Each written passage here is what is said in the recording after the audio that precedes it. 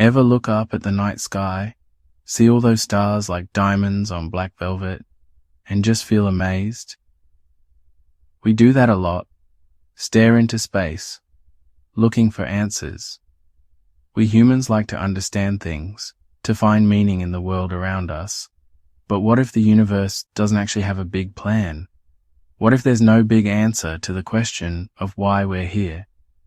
That's where absurdism comes in. It's a philosophy that popped up in France after World War II, and it says, maybe life doesn't have to make perfect sense. It's about accepting that we might not find all the answers and being okay with that. Picture this. You wake up, head to work or school, eat, sleep, and do it all again the next day. It can feel like a never-ending loop, right? Absurdism doesn't say life is meaningless.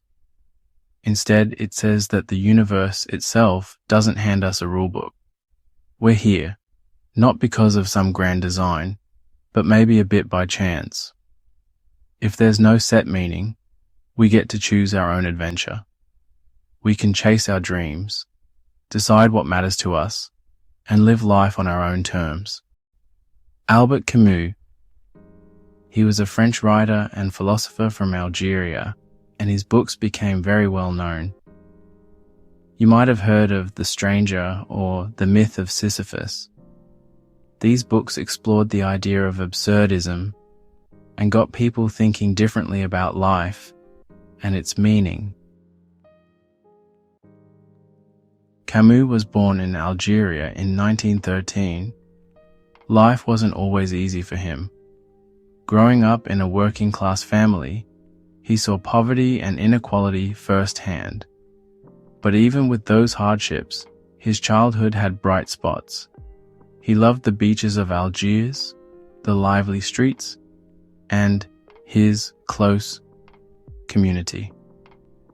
Camus was a bright kid, and he dove headfirst into learning. He went to the University of Algiers and got lost in the world of ideas, reading books by the great thinkers like Nietzsche and Dostoevsky. In the 1930s, with the world on the brink of another war, Camus wrote his famous book, The Stranger. It's about a man named Meursault living in Algiers, who gets caught up in a murder he didn't seem to care much about. Meursault is an outsider, disconnected from everyone else, and he doesn't follow the usual rules of society. Through Meursault's eyes, Camus explores what it means to feel alone, the strangeness of life, and how the universe doesn't seem to care about our problems. Camus didn't just write stories. He also wrote essays about his philosophical ideas. He dove deep into what it means to live in an absurd world and how we should act. In his essay, The Rebel, he talked about how rebelling against the status quo isn't about being negative or giving up. It's about loving life so much that you want to make the world a fairer and better place. Camus wasn't just a writer and thinker. He also cared deeply about social justice. He spoke out against things he thought were wrong, like fascism and communism, because he believed they took away people's freedom. He believed in fighting for what's right, even when it was unpopular. This made him both admired and controversial during his lifetime. Imagine a world without any illusions. No comforting stories, no divine plans, no meaning already built into everything. That's what absurdism shows us, a reality where the universe doesn't really notice our hopes, dreams, or even our suffering. As humans, we love finding patterns and meaning in everything. We want order, predictability, a reason for it all. But absurdism suggests that this search for meaning might be pointless. The universe is vast and doesn't seem to offer us a purpose. But here's the twist. If the universe doesn't give us meaning, we get to make our own. This rebellion can take many forms. It could be through art, making something beautiful in a world that isn't always pretty. It could be fighting for social justice, working hard to make society fairer for everyone. For Camus, the important thing was to live authentically, to embrace the freedom that comes with accepting the absurd, and to create our own meaning in a world that might not have one on its own. So, how do we actually create meaning when it seems like there isn't any? Absurdism doesn't give us a step-by-step guide. For some, it might be about following their passions, getting lost in creative things, or building strong relationships with others. Having the freedom to create our own meaning can be exciting and scary at the same time. It means we're responsible for our choices and what happens because of them. Without a set of rules from the universe, we have to figure out right and wrong, good and bad, all on our own. But this freedom is also what makes life interesting. It lets us break free from what society expects, challenge the way things are, and build a life that's truly ours. In his essay, The Myth of Sisyphus, Camus uses a Greek myth to explore how to live a meaningful life in an absurd world. Sisyphus, a man who was punished by the gods to push a boulder up a hill forever, only for it to roll back down each time, becomes a symbol for all of us. Camus says, this is what life is like. A constant struggle, but the key is to find joy in the journey, to embrace the present moment, and to create meaning through what we do, even if the universe doesn't give us a pat on the back for it. Deep in those old Greek myths, there's a story about Sisyphus, a king who was too clever for his own good. He tricked the gods, and for that, they punished him. His story reminds us of our own struggles, our own battles against a world that doesn't always make sense. Sisyphus was smart and daring, but he pushed the limits too far. He tried to cheat death, and that made the gods angry. They decided to teach him a lesson he'd never forget. Imagine Sisyphus trapped in the underworld, facing a fate worse than simply fading away. His punishment? To spend eternity pushing a giant boulder up a mountain, only to watch it roll back down every time he got close to the top. It's a powerful image, right? Sisyphus, stuck in this pointless loop of effort and frustration, shows us how much we struggle against things we can't control. Camus thought about Sisyphus a lot. He saw something of ourselves in that never-ending struggle. We all have our own mountains to climb, our own burdens to carry. It might be the daily grind of work, chasing after a dream, or just trying to find a reason for it all, when it feels like there isn't one. Every day, we wake up and face the same routines, the same problems, the same things that seem impossible to overcome. We're like Sisyphus, pushing towards our goals, but the top of the mountain always seems a little bit further away. But even in this story, Camus finds a glimmer of hope. Sisyphus, he says, isn't crushed by his punishment. He chooses to fight back, to find meaning in the act of rebelling against his fate. That's what makes him a hero. He shows us that even when things seem pointless, even when we're up against the absurd, we can choose how we face it. We can find joy in the fight. The chains that hold Sisyphus aren't just physical, they're our limits, our mortality. We're all bound by these things, but true freedom can be found within those limitations. It's the freedom to embrace now, to find happiness in the journey, Imagine Sisyphus at the bottom of the mountain. He knows the boulder will roll back down, but he still chooses to push, to struggle. In that choice, Sisyphus wins. He becomes the master of his fate. He accepts the absurd with defiant joy. Life, even without inherent meaning, is a gift.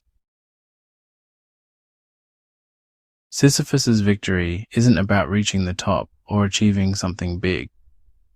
It's about the strength of his spirit, his refusal to be broken by a meaningless task.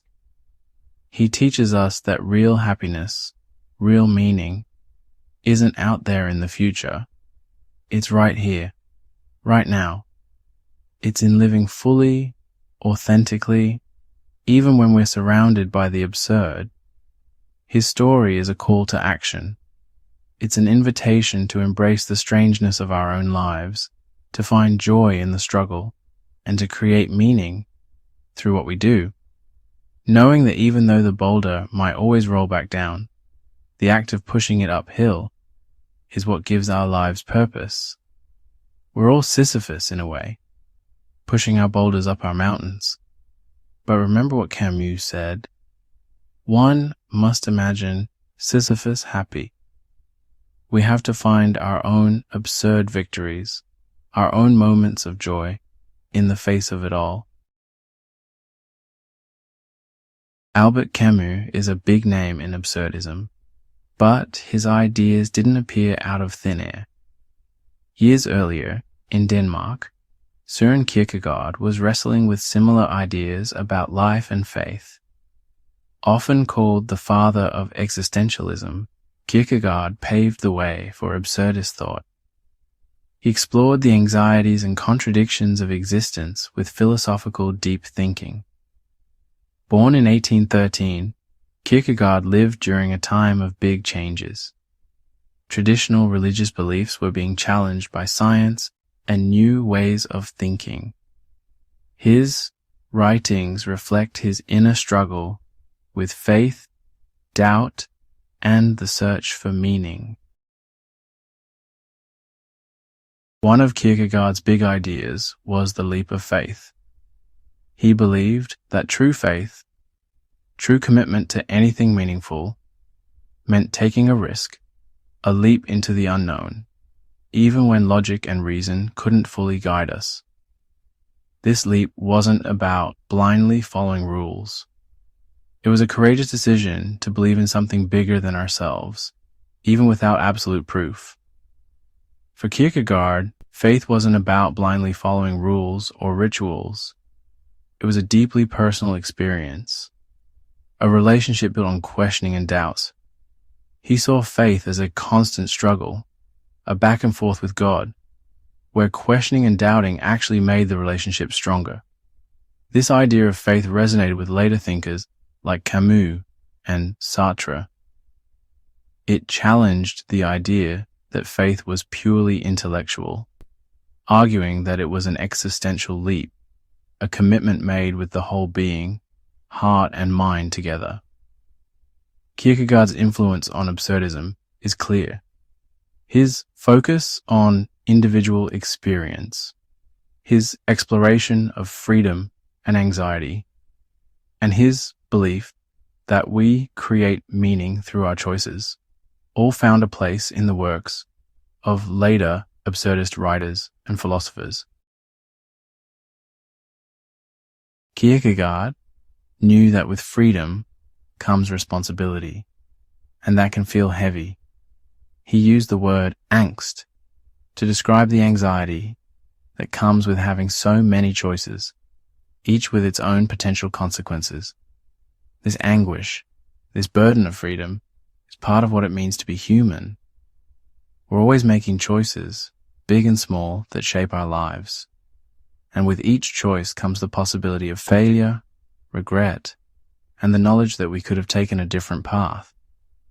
Kierkegaard believed this anguish was essential to the human experience. It was a sign of our freedom, a reminder that we're not just robots, but active participants in our own lives, responsible for the choices we make. This idea of angst connects deeply with absurdism. Camus also recognized the weight of freedom, the responsibility that comes with creating our own meaning in a world that might not have one on its own. He saw this responsibility not as something to avoid, but as a challenge to embrace, a testament to the strength of humanity. Kierkegaard, like many great thinkers, left behind a complicated legacy. He was a philosopher who couldn't be put into a box, a provocateur who challenged the norms of his time, a solitary figure who wrestled with life's biggest questions with brutal honesty. His writings, though sometimes difficult to understand, still speak to readers today, offering insights into the human condition that are as relevant as ever. He reminds us that life isn't a problem to be solved, but a mystery to be experienced, with all its complexities and contradictions. Kierkegaard's influence on absurdism is undeniable. His exploration of subjectivity, the leap of faith, and the anguish of choice laid the groundwork for later thinkers to explore themes of absurdity, freedom, and the search for meaning in a world that might not have any inherent meaning. His legacy reminds us that the most important questions in life are often the toughest to answer. They're the questions that make us confront our own mortality, our freedom, our place in the universe.